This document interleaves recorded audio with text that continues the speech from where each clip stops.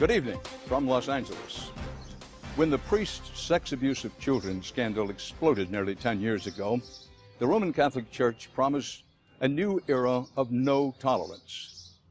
Perhaps no one was publicly more contrite than Cardinal Roger Mahony, who until recently was the leader of the Los Angeles Archdiocese. But tonight, a Dan Rather Report's investigation reveals new evidence of a disturbing gulf between words and action. As it turns out, while Cardinal Mahony was promising sweeping new reforms, his archdiocese welcomed a priest with a dark and not-so-hidden past to this parish. As a result, more lives were ruined. This is not make-believe.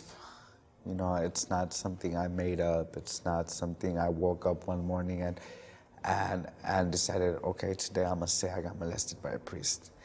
This is something that took place. This is something that affected me as a child, and it's gonna affect me for the rest of my life. This young man is listed as John V.G. Doe in a lawsuit against the Los Angeles Archdiocese.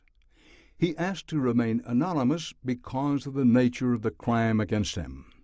As a teenage student at St. Thomas the Apostle Catholic School just outside downtown L.A., he was repeatedly molested by a popular priest named Father Fernando Lopez Lopez. Well, tell me how you first came to know Father Lopez.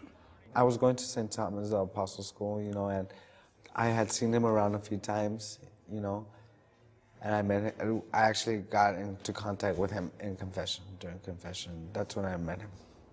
Did you like him? Yeah, he seemed like a nice person at first.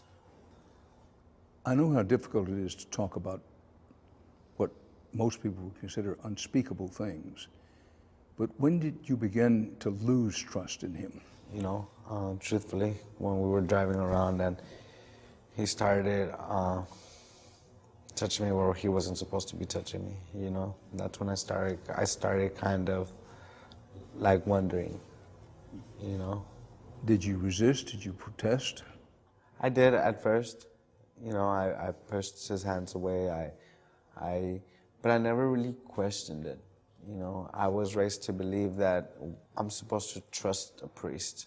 I'm supposed to listen. You know what I'm saying? This is the person I go to confession and tell all my sins to. So how can this person be doing something wrong? What's notable about this case is that the Los Angeles Archdiocese assigned Father Lopez to work with the children of St. Thomas the Apostle in 2001. That was a time when the world, and the Vatican itself, was coming to grips with the unimaginable scale of decades of sex abuse by Catholic priests and cover-ups by their superiors. In Los Angeles, the church was, at least privately, acknowledging it had a problem. In March 2002, an explosive series of articles in the Los Angeles Times detailed widespread priest abuse in the Archdiocese and ultimately forced Cardinal Mahony to address his parishioners. We acknowledge our mistakes and our role in that suffering, and we apologize and take responsibility for too often failing victims and our people in the past. Cardinal Mahony has since become a central figure in the sex abuse scandal. As a bishop in Central California in the 1980s, he had shuffled known abusive priests from parish to parish. And under his leadership as cardinal, the Los Angeles Archdiocese agreed to pay more than 500 victims a record $660 million. It should be noted that some of the victims had been molested long before Mahony's tenures as cardinal and bishop. When the cardinal retired in February, he and his archdiocese were the subject of at least 2 investigations. Lord, protect us in our struggle against evil. Still widely respected, indeed revered by many Catholics and others for his good works over the years, Mahony has never been charged with any crime. There's no wiggle room. I can't take a chance that someone who may have been guilty or was guilty may abuse a child again. I can't take the chance. But even as Cardinal Mahoney was assuring the public that the church now had a zero-tolerance approach to abusive priests, at St. Thomas the Apostle Parish, those assurances did nothing to stop Father Lopez from preying on teenage boys. Lopez was eventually arrested and in 2005 convicted of molesting John V.G. Doe, now 22, and 2 other minors. The priest served 3 years in prison, was eventually stripped of his priesthood, and in 2008 was deported to his home country of Colombia. But our investigation has uncovered disturbing new evidence that Lopez should never have been entrusted with children in Los Angeles. Even if you're hiring a janitor to work in the school, you're going to find out where he worked, who he worked with, you're going to fingerprint the person, you're going to do a background check. They did very little checks on this person, this Father Lopez, and for what reasons I really don't know. Attorney Vince Finaldi is representing John V.G. Doe in his lawsuit against the Archdiocese, set to go to trial in October. Finaldi's client alleges that Los Angeles church officials, led by Cardinal Mahoney, ignored or disregarded several warning signs about Lopez's past. And why was Lopez placed here? The community here is actually primarily El Salvadoran, large El Salvadoran population. So being from Colombia, he spoke the language, he knew the culture, and for that reason I believe they thought he was a good fit for this area. The complaint alleges that Lopez had a history of abusing boys in his care before he ever came to Los Angeles, and was able to continue because of a, quote, conspiracy of silence. Finaldi says that other than knowing that Father Lopez was a priest, the Archdiocese did not do nearly enough to check his background. He showed up unannounced with no letter from his bishop, and he said, hey, I want to be a priest here. And that's really not the way it works. Well, wait a minute. Help the viewers understand here. Sure. He shows up in this Archdiocese, in effect, on the doorstep? Yes. Saying, I'm a priest? Does he have credentials he can show? Or? Well, he had some, I believe he had some paperwork, you know, but how does the Archdiocese know that the paperwork's accurate? Our position is the only way to do that is either to send someone to where he was from and inquire as to his training, or to receive his actual records, his seminary records, his personnel records, or to at the very least call someone on the phone and talk to him. And they didn't do any of these. The story of Lopez and his abuse of teenage boys extends far beyond this hardscrabble neighborhood. To understand why this case is so explosive for the Los Angeles Archdiocese, you have to travel halfway around the globe.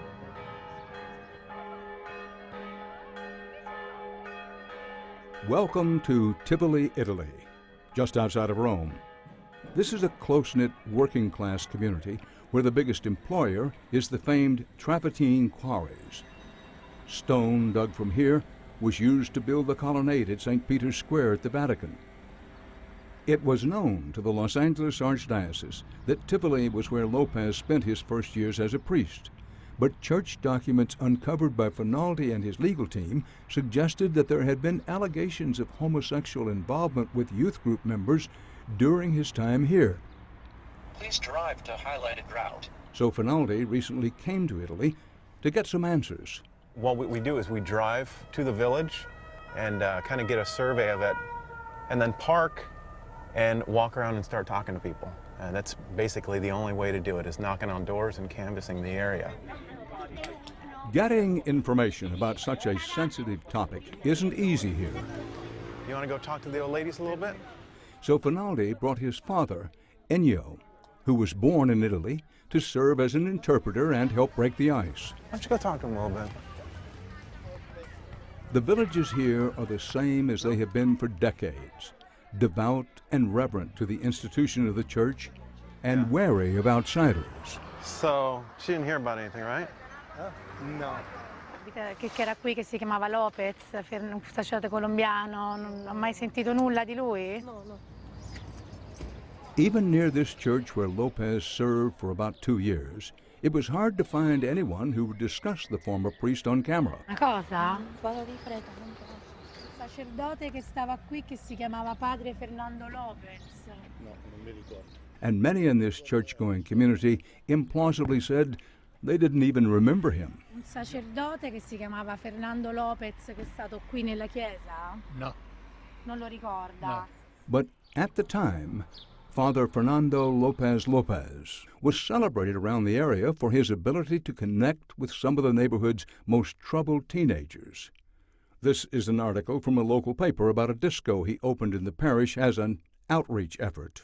He'd go to the streets and go to the bars, go to the place where kids were hanging out, the kids who either didn't have families or kids who had broken families. And these are the kids that were actually the most vulnerable ones of the area here.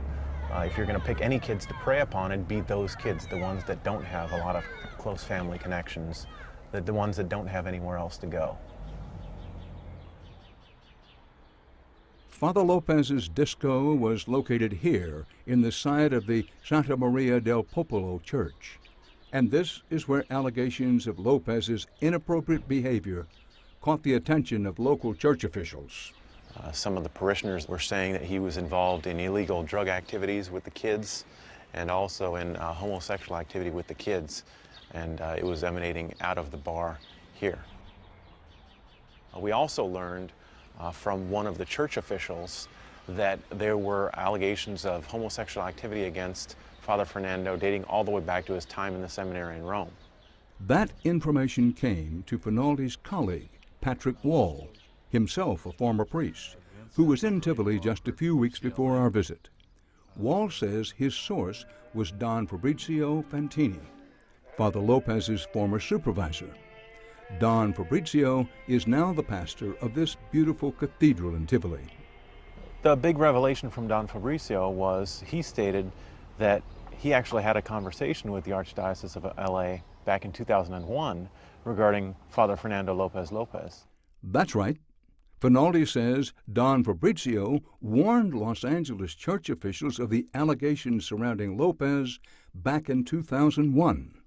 He said he fielded a phone call from the Archdiocese of Los Angeles where they asked questions about Father Lopez, specifically regarding his experience here in Tivoli. And he stated that he did tell the Archdiocese that Father Fernando Lopez Lopez had been the subject of certain allegations of homosexual activity with the youth and drug activity with the youth. If true, this means that the Los Angeles Archdiocese would have had an opportunity to keep Father Lopez from transferring there. But Finaldi says when his colleague Patrick Wall tried to get Don Fabrizio to sign a declaration that could be entered into court documents, the priest refused. He stated that he had to go and talk to the bishop really quickly to make sure he had full authority to talk about this. He stayed for about 45 minutes in another room, and he came back and he said he's not allowed to continue the conversation with us. We asked the Archdiocese to comment on the allegation that Don Fabrizio had reached out to Los Angeles. Their lawyer responded, quote, "You should be careful about the statement attributed to Don Fabrizio Fantini. He confirmed to us that he never communicated to anyone connected with the Archdiocese of Los Angeles any concern at all about Fernando Lopez Lopez. He also confirmed that he never told the plaintiff's representatives anything to the contrary." End quote. After trying to track down Don Fabrizio ourselves for several days, our reporters finally reached him by telephone, and he also denied to us being contacted by Los Angeles.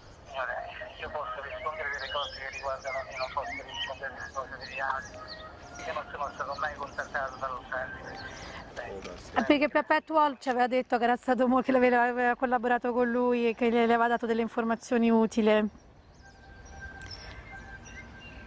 Pronto? Erano nel compito mio in questo momento, capito?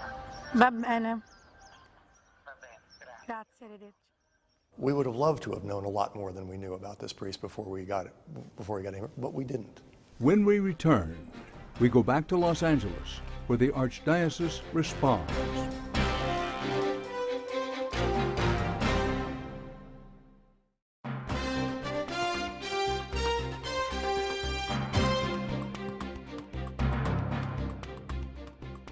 If there were any reservations about Father Fernando Lopez Lopez by his superiors in Italy, you won't find them in the official paper trail. Letters filed in the lawsuit show Tivoli's then-bishop, Pietro Garlato, and others, assuring the Los Angeles Archdiocese that Lopez had a clean track record with children. And that's important because he was assigned to work closely with children. But shortly before applying for a post in Los Angeles, Lopez has set off alarm bells in another Southern California diocese. According to this letter we obtained, Lopez first approached church officials in San Bernardino, California, about transferring to the United States. But they were suspicious about why Lopez would want to leave a coveted post in Italy. Father Lopez arrived in San Bernardino unannounced, and he told the number 2 person in charge of the diocese, who was the vicar for clergy, that he would like to work there. He came from Italy. And during the interview, Father Lopez admitted that he had had sexual misconduct allegations lodged against him. And he said they were all young adults over the age of 18. He said the allegation was also that he was involved with drug activity with the youth. During the interview, Father Lopez denied the allegations. But for San Bernardino, aware of the swelling priest abuse scandal, it was enough to disqualify Lopez. We wanted to ask the Los Angeles Archdiocese how Lopez wound up in California. Church officials agreed to let us talk to their lawyer, Mike Hannigan. When he and his team arrived, they told us we had 15 minutes for our questions. So is it or is it not your position that the Archdiocese vetted him? Absolutely, they did. In writing, we have it signed, sealed, and with the official stamp on it from the Diocese of Tivoli that there was absolutely no moral problems with this priest. Then explain to me what I'll call the San Bernardino part of the case. Well, that's one of the strange sides of this story is Father Lopez arrived at San Bernardino a little less than a month before he came to us. When they went through the same process that we went through, the home bishop gave San Bernardino, like he did with us, a statement that there was no problem with this priest, but in the letter to San Bernardino, there's another couple of sentences in that letter, and it said, however, there have been rumors about this priest in terms of his drug abuse and homosexual involvement with young people, although not children. We didn't get that part of the letter. 3 years later, San Bernardino church officials heard Lopez was working here in Los Angeles and wrote a letter cautioning the Archdiocese. But again, true or untrue, you tell me, that the leaders in San Bernardino let the Archdiocese of Los Angeles know once they found out that Father Lopez was here and was engaged with children. 3 years later. 3 years later. And you put emphasis on that because? Because for 3 years, since we'd gotten the clean bill of health from Bishop Garlato in Tivoli, he had been working at St. Thomas here successfully. We'd had no complaints about him. He'd been a popular priest. And so when we got the same letter that San Bernardino got, they got to make a decision at the outset about whether they wanted to deal with these rumors or not. When we got it, we were dealing with a priest who'd been successful here, so we began a further investigation.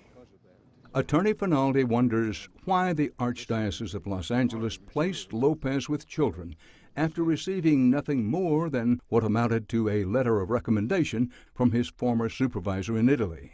The first thing that any reasonable person would do is they'd call up the place where the person worked before, whether it be in any kind of employment position, and find out what the person's past was. I mean, that's just background checks 101.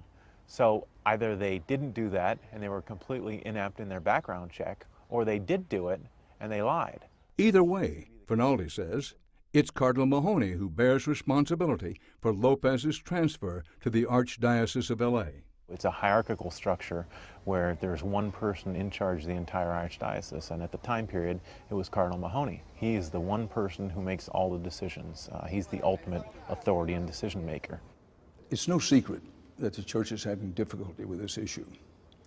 A priest arrives on the doorstep, you write the bishop, and you take that at face value?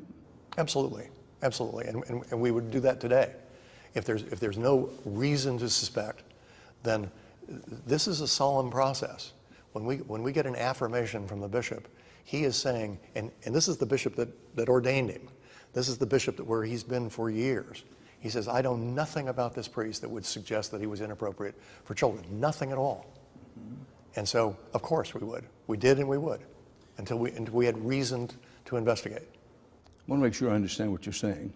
Today, with the no tolerance policy in effect, and it's been in effect for quite some time. Yes, it has. That you wouldn't go to the police records? You wouldn't go to the criminal records? In a situation like this, I don't think so. And until there's reason to suspect it, as long as we've got an affirmation from somebody who we think knows him well, and would know anything about him, from rumors to actual criminal activity, absolutely.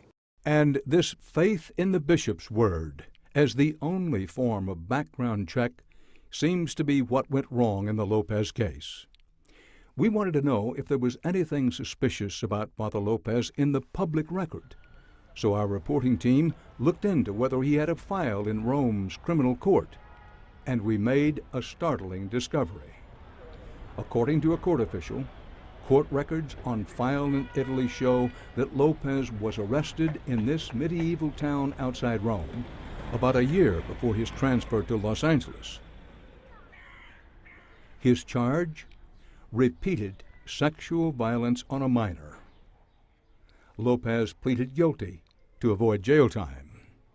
Well, Counselor, I have a problem, and I want you to explain as best you can how it is that when we checked the criminal records, it was very clear he had pled guilty to doing things he shouldn't have done with children. Now, as a journalistic enterprise, if we can do that with one phone call, why couldn't or why didn't the church do that? Well, we follow a process that's worked very successfully for a long period of time, which is to get a solemn affirmation from the people who know him the best. And of course, there's language issues and things like that. But when we got it, it was completely clean. So we thought it was not necessary to go any further than that. This is what you got from the bishop in Italy? In 2001, that's correct. Well, surely you see my point, that most people would not consider that anything close to an investigation of a priest who, after all, and correct me if I'm wrong, had sort of showed up on the doorstep applying to be a priest in the archdiocese. You know, our position then and now is if there's reason to further investigate, we do.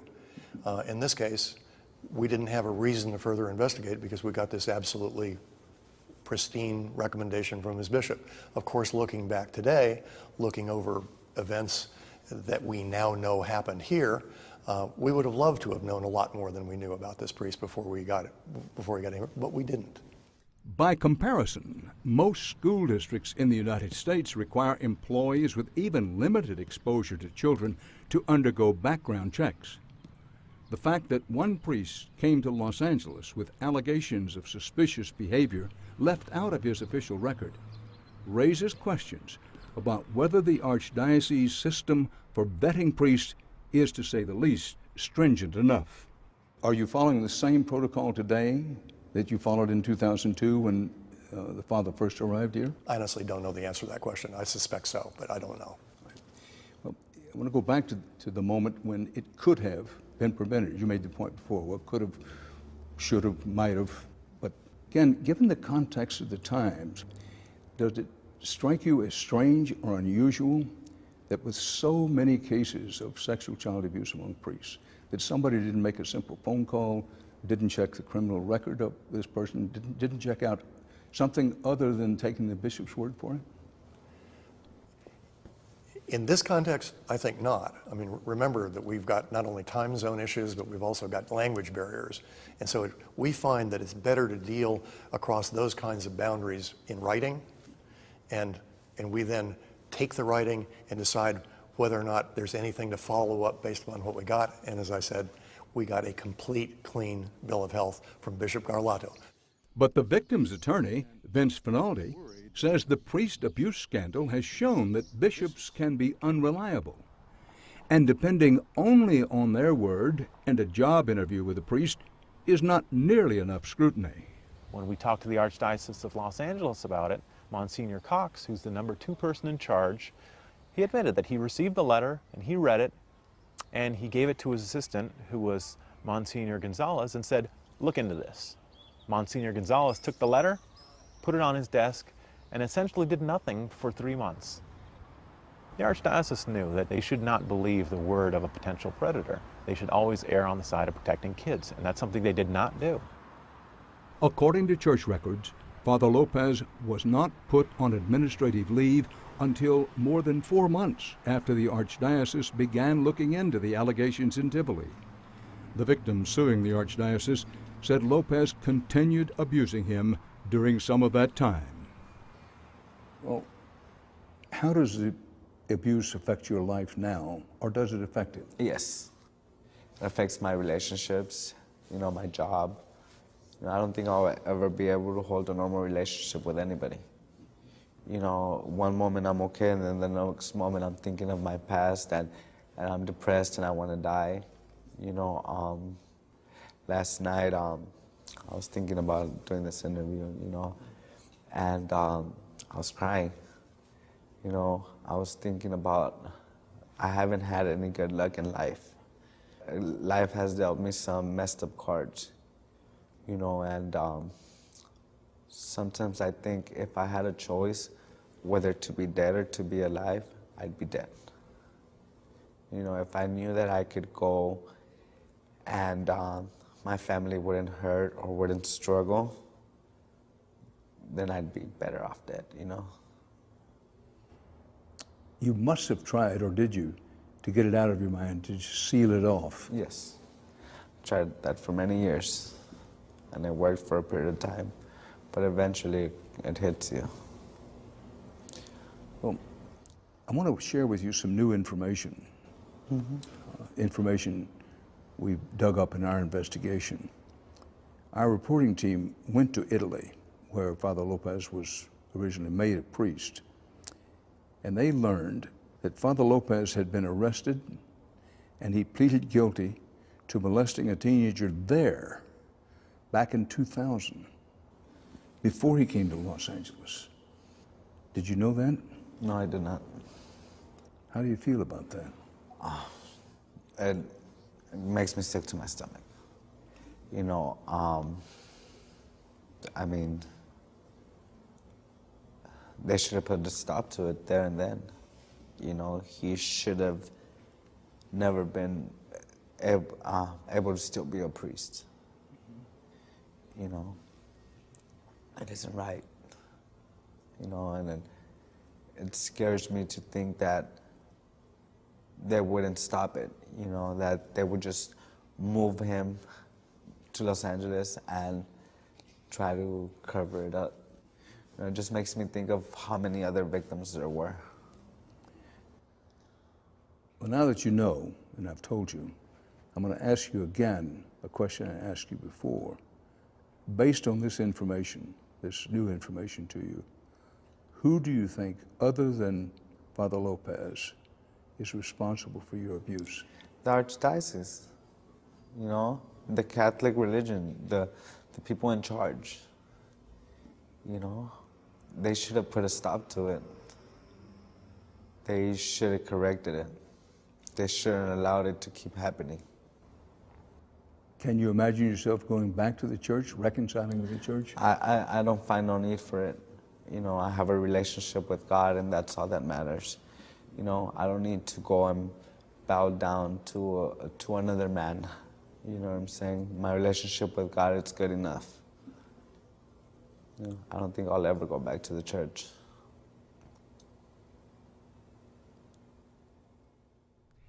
The Archdiocese lawyer, Mike Hennigan, feels strongly that Cardinal Mahoney has gotten a bad rap. He says Mahoney implemented new protocols that will remove a priest as soon as any allegations of abuse surface. And it's important to note that it was Mahoney who ultimately signed the letter calling for Lopez to be stripped of his priesthood. Hennigan says Mahoney should also be remembered for his tireless advocacy